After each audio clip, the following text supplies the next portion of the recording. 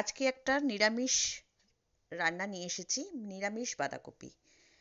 বাঁধাকপি তো আমরা শীতকালে সবাই বানাই। তো চলো কিভাবে নিরামিষ তরকারিটা বানিয়েছি সেটাই তোমাদের সঙ্গে শেয়ার করব।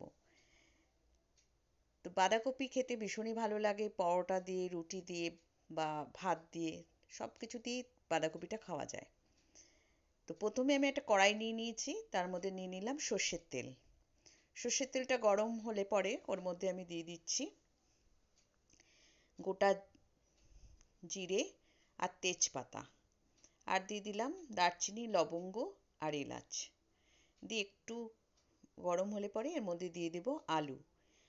তো বাঁধাকপিতে আলু না হলে কিন্তু ঠিক মন ভরে না, তা এখানে আলু দিয়ে দিলাম। আলুটা একটু ভাজা ভাজা হলে পরে তারপরে এর মধ্যে দিয়ে দেবো বাঁধাকপি। এই বাঁধাকপি রান্না করে রাখলে টিফিনে দেওয়া যায়, আর বাঁধাকপির মধ্যে আলুটা না হলে অসম্পূর্ণ থেকে যায়। তো দিয়ে দিলাম বাঁধাকপিগুলো। বাঁধাকপিটা কেটে ধুয়ে জল ঝরিয়ে রেখেছিলাম। এবার দিয়ে দিলাম এর মধ্যে মটরশুঁটি। মটরশুঁটি বাঁধাকপির মধ্যে না দিলে সেটাও অসম্পূর্ণ হয়ে যায়। এবার দিয়ে দেবো এর মধ্যে টমেটো। টমেটোটা একটু বেশি করে দেবো, একটু টক টক বেশ ভালো লাগে খেতে। দিয়ে এবারে দুটো কাঁচা লঙ্কা দিলাম। ঝালটা একটু বুঝে দিতে হবে, ঝাল যদি বেশি খাও তাহলে একটু ঝালটা বাড়িয়ে দেবে। আমি যেহেতু ঝালটা কম খাই তাই জন্য দুটো দিলাম, আর এমনিও লঙ্কাগুলো ভীষণ ঝাল। তো এবার এই সবজিটাকে ভালো করে মেশাবো। এর মধ্যে এবার দিয়ে দিচ্ছি নুন, মশলাগুলো একবারেই দিয়ে দিচ্ছি, আর দিয়ে দিচ্ছি হলুদ, আর এর মধ্যে দেব ধনে গুঁড়ো। জিরে গুঁড়ো দেবো না, শুধু ধনে গুঁড়ো দেবো এর মধ্যে। দিয়ে মশলাটাকে খুব ভালো করে বাঁধাকপির মধ্যে মিশিয়ে নেব। এর মধ্যে লাল লঙ্কা বা কাশ্মীরি লাল লঙ্কা কোনোটাই দেবো না। আর লাস্টের দিকে আমি একটু আদা বাটা দেবো। এইভাবে বানিয়ে দেখবে, খেতে খুব ভালো লাগে। আর শীতকালের কপি, সিজনের কপি, এই জন্য এটাকে সেদ্ধ করার দরকার হয় না, এর নিজস্ব একটা আলাদা স্বাদ থাকে। ঢাকা দিয়ে দিলাম, কপিটা তাড়াতাড়ি তাহলে সেদ্ধ হয়ে যাবে।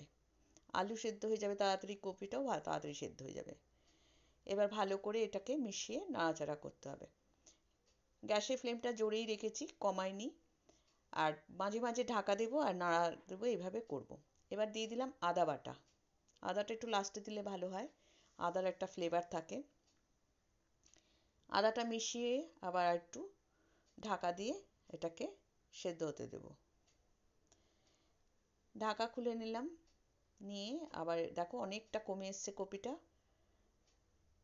খুব ভালো একটা তরকারি, যেটা তুমি ভাত, রুটি সব কিছু দিয়ে খেতে পারো, প্লাস টিফিনেও দেওয়া যায়। বাঁধাকপি একবার করে রাখলে অনেকটাই থেকে যায়, মোটামুটি একদিন পুরোই চলে যায়। দিয়ে দিলাম চিনি, দিয়ে এটাকে ভালো করে নাড়াচাড়া করে এর মধ্যে দিয়ে দেবো ধনে পাতা। এখন বাজারে টাটকা ধনে পাতা উঠছে, ছোট ছোট ধনে পাতা, সেই ধনে পাতাটা এর মধ্যে দিতে হবে। দিলে পরে খেতে খুব টেস্ট হয়। এই একবার কপি বানিয়ে রাখলে বাড়িতে সকালবেলা, রাতে রুটির চিন্তা থাকে না, টিফিনের চিন্তা থাকে না, আর দুপুরবেলা ভাতের সঙ্গে তো খাওয়াই যায়। তো এবার দিয়ে দিলাম ধনে পাতা। এই ছোট ছোট যে দেশি ধনে পাতা সেটা আনার চেষ্টা করবে, ওই ধনে পাতার গন্ধটা খুব ভালো। আমার যেমন বাজারে গিয়ে ধনে পাতা খুঁজতে খুঁজতেই অর্ধেক টাইম চলে যায়। তো এখন যে ধনে পাতাগুলো গন্ধটা ভালো না, ছোট ছোট একটা পাতা পাওয়া যায়, সেই পাতাটা কিনবে, ওটা ধনে পাতাটা খুব ভালো, ওটা দেশি ধনে পাতা। ধনে পাতা দিয়ে ভালো করে মিশিয়ে নিলাম, হয়ে গেল। এবার এটা নামিয়ে নেব। তৈরি হয়ে গেল বাঁধাকপি।